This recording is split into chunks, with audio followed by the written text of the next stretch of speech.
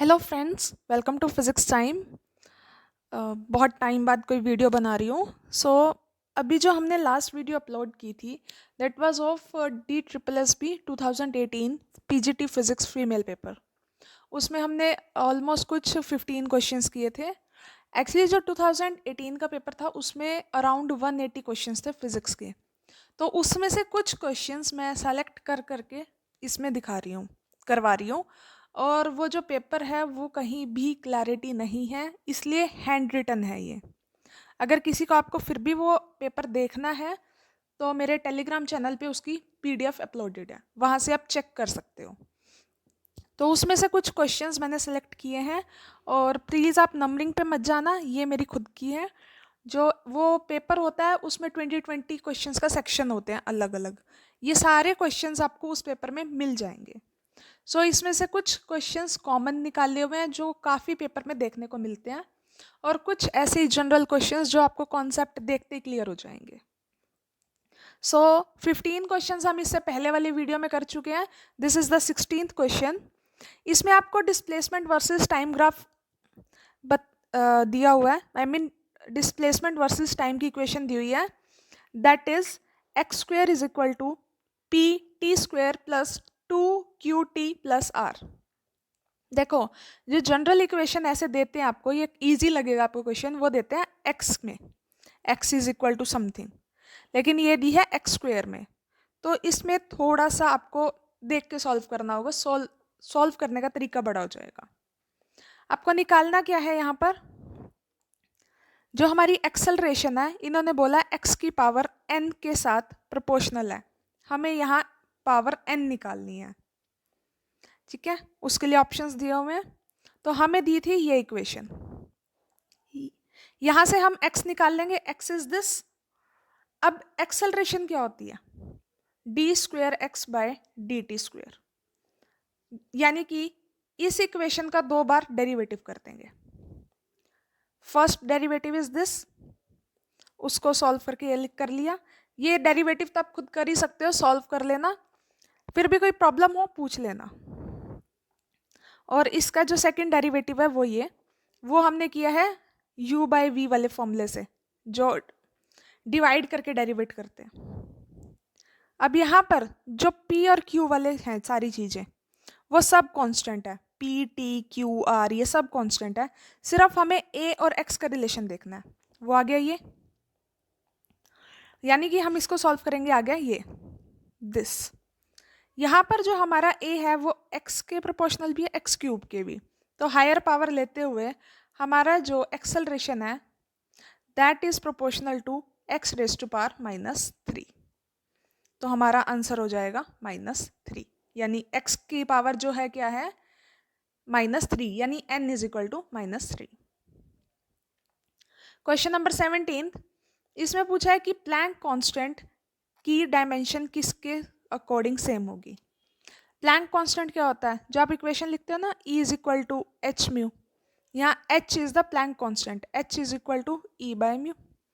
इसकी डायमेंशन निकाल लो। इसकी डायमेंशन क्या होती है, m1l2t-1। अगर आपको नहीं निकालनी आती, E/μ कर लो। E की डायमेंशंस पता है, m1l2t-2, और आपको फिर पता होगी फ्रीक्वेंसी की। ठीक है, अब जो एंगुलर मोमेंटम है, एज एन अगर आप यहाँ पर देखो, अब ये एनर्जी के इक्वल नहीं हो सकता, लीनियर मोमेंटम के इक्वल नहीं हो सकता, एंगुलर वेलोसिटी के इक्वल नहीं हो सकता, क्योंकि इसमें एनर्जी इन्वॉल्व है। थोड़ा एनर्जी वाले की तरफ जाओ, तो थोड़ा सा तुक्का लगाओगे, गेस करोगे, तब भी आपको आंसर मिल जाएगा, सॉल्व करोगे तब भी मिल जाएगा, that angular momentum is equivalent to, sorry, Planck constant is equivalent to angular momentum. तो आपकी एंगुलर मोमेंटम का फॉर्मूला क्या होता है, mv/r, m for mass, v for velocity, r for distance. Put करो तब भी निकल जाएगा। Moving to question number 18। Question number 18 में आपको पोजीशन टाइम इक्वेशंस दी हुई है 2 डायमेंशन में, एक x के साथ एक y के साथ। आपको क्या निकालनी है, एक्सेलरेशन।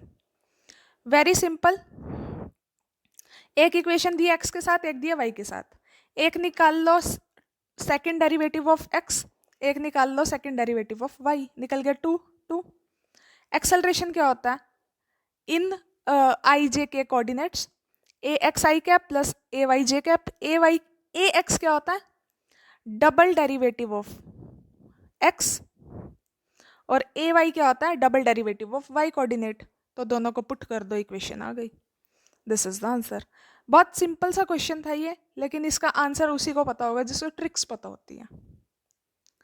नेक्स्ट क्वेश्चन, इसमें हमें मोमेंट ऑफ इनर्शिया निकालना है किसका?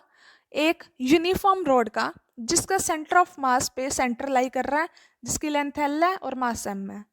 वैसे देखा जाए हम कुछ मोमेंट ऑफ इनर्शिया में हमेशा बोलती हूँ फॉर्मूलाज में कि ये 5-6 रट के जाओ। आपके पास पेपर में इतना टाइम होता है नहीं कि सॉल्व करो, डायरेक्ट पूछा हुआ है। इसका आंसर होता है ये mL²/12। लेकिन किसी को अगर तरीका भी देखना है तो ये होता है, this is the way to solve moment of inertia of any object. Formula क्या होता है? This I is equal to x² dm। ठीक है, और हमें पता है जो मास बाय लेंथ रेशो है वो हमेशा इक्वल रहेगी यूनिफॉर्म बॉडी के लिए। So dm/dx is equal to m/l। यहाँ से dm की वैल्यू निकाल ली, पुट कर दी, इसमें पुट कर दी। इंटीग्रेट करेंगे एट x। x लेंथ कहाँ से कहाँ चेंज हो रही है इसकी? अगर ये सेंटर है, ये ओरिजिन है, तो यहाँ भी l/2, यहाँ भी l/2, ये क्या आ गया? -l/2, ये l/2, यानी -l/2 से l/2 तक चेंज हो रही है। तो लिमिट्स पुट कर देंगे, इंटीग्रेट कर देंगे, and we will get the answer. Question number 20, इसमें पूछा है कि कौन सा ऐसा केपलर लॉ है, केपलर लॉ 3 होते हैं, कौन सा केपलर लॉ है जो ग्रेविटेशनल फोर्स पे तो वैलिड है, लेकिन वो इनवर्स स्क्वायर लॉ में वेरिएशन शो, मतलब इनवर्स स्क्वायर वेरिएशन शो ही नहीं कर रहा, इनवर्स स्क्वायर लॉ पे फॉलो नहीं करता। ये सिर्फ एक सेकंड लॉ है जो फॉलो नहीं करता। आप इसे चाहो तो रट भी सकते हो चीज़ को। इतने कॉन्सेप्ट्स में भी मत घुसना कि कुछ क्वेश्चंस होते हैं जो सिर्फ क्रैम करने हैं, याद करने हैं, क्योंकि आपके पास वहाँ एक क्वेश्चन के लिए 1 मिनट नहीं मिलता। Moving to question number 21। अब इस टाइप के जो क्वेश्चंस होते हैं ये स्किपेबल क्वेश्चंस होते हैं, स्किप करने चाहिए, क्योंकि ये क्वेश्चन बड़े हैं, इनको पढ़ने में टाइम लगेगा और इनमें मिस्टेक्स होने के चांसेस ज़्यादा होते हैं। अभी मैं करवाऊंगी, मैंने क्योंकि ध्यान से पढ़ा है तो मैं 10 सेकंड में करवा दूंगी इस क्वेश्चन को, लेकिन जब आप पेपर में इसे फ्रेश पढ़ोगे तो आपको इसे करने में 1 मिनट जाएगा, 1 से 1.5 मिनट। इसमें आपको बोला है कि इनमें से वो फोर्सेस बताइए जो नो वर्क फोर्स है, यानी कि ऐसी फोर्सेस जिनके करने से कोई वर्क डन नहीं हो रहा, अगर हम उनका वर्क डन कैलकुलेट करें तो वो 0 आता है। ऐसा जनरली एक तो नॉर्मल फोर्सेस का होता है जो 90 डिग्री पे फोर्सेस लग रही होती है। तो फर्स्ट फोर्स इसमें लग रही है, एक फोर्स चार्ज पार्टिकल में जो यूनिफॉर्म फील्ड में लग रही है। अगर कोई फोर्स यूनिफॉर्म फील्ड में लग रही है तो उसकी एक्सेलरेशन होती है 0, यानी कि उस पर फोर्स एक्सर्ट हो रही है 0, यानी वर्क डन क्या हो रहा है? 0। पहली भी 0 फोर्स है। सेकंड नॉर्मल रिएक्शन फोर्स है, वो भी 0 होगी। थर्ड एक स्ट्रिंग पे टेंशन लग रही है, स्ट्रिंग पे जब टेंशन लगती है वो 90 डिग्री पे लगती है, तो वो भी क्या होगी? 0। तो पहली 3 फोर्सेस तो नॉन वर्क फोर्स है। फोर्थ है viscous drag. Viscous drag is not a non work force, इसमें हमेशा वर्क डन होता है। तो इसका आंसर क्या आया? PQR, यानी 3 फोर्सेस हमारी नो वर्क फोर्सेस है। अब यहाँ पर इसे करने में 10 सेकंड लगे आपको ऐसा लग रहा है, लेकिन ऐसे क्वेश्चंस ज़्यादातर स्किप करना, क्योंकि यहाँ ऑप्शंस कंफ्यूजिंग होते हैं। ठीक है, अगर किसी एक को चूज करना हो तो कर देना क्वेश्चन। क्वेश्चन नंबर 22, एक कोड है जिसे हमने ड्रॉ किया है एट द एंड ऑफ। देखो इस क्वेश्चन को पढ़ लेना आराम से। इसमें क्या कहा है? एक वर्टिकल सर्कल बनाया, vertical circle is like that. आपने +1 क्लास में पढ़ा हो, वर्टिकल सर्कल का एक टॉपिक होता है, उसमें इन्होंने बोला है कि दिस इज द डायमीटर। यहाँ से सपोज एक कोड ड्रॉ कर दिया ऐसे, ये किस एंगल पे है? अल्फा पे। यहाँ से कोई पार्टिकल यहाँ पर आ रहा है, इस कोड पे ट्रेवल कर रहा है, नीचे गिर रहा है, तो उसे कितना टाइम लगेगा ट्रैवल होने में? अगर हम वो निकालेंगे तो उसका और अल्फा का क्या रिलेशन है? तो ये अल्फा पे इंडिपेंडेंट होता है।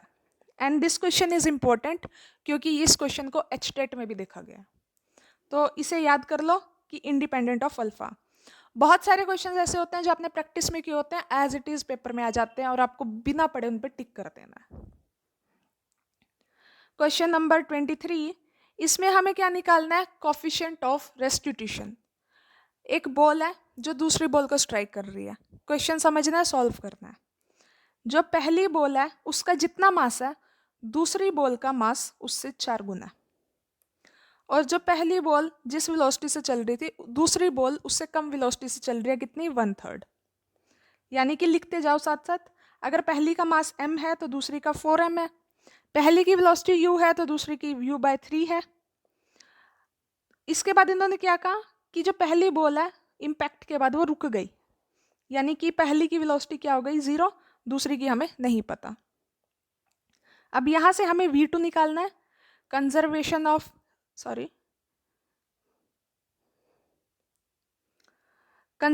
लीनियर मोमेंटम अप्लाई कर दो।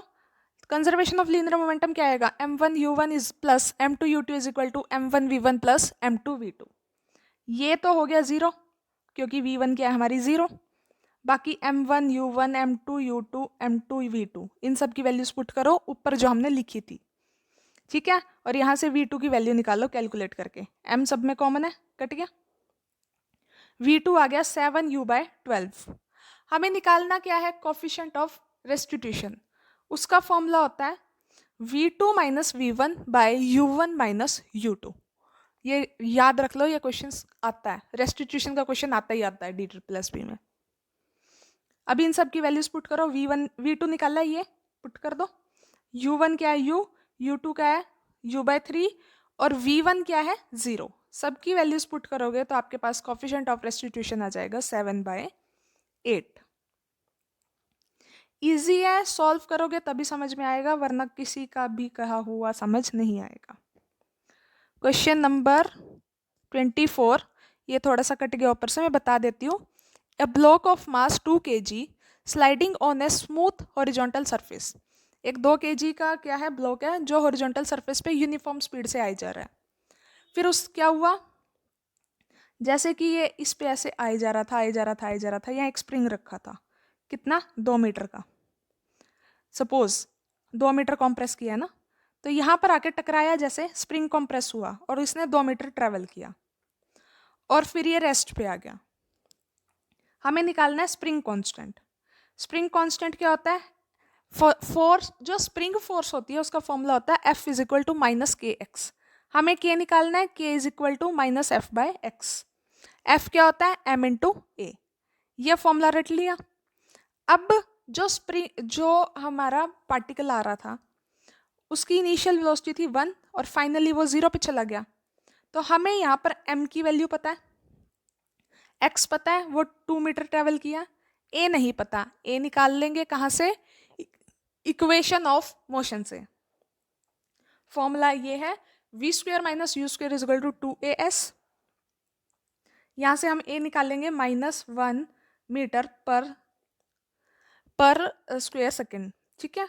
यहाँ से हम इस चीज को इक्वेशन 1 में पुट कर देंगे, K is equal to this, ऊपर निकाला था हमने, तो यहाँ पर M की वैल्यू क्या है? 2 kg, A की -1, X की 2, यहाँ से आ गया 1 न्यूटन पर मीटर। तो ये हमारी क्या है? स्प्रिंग कांस्टेंट की वैल्यू है।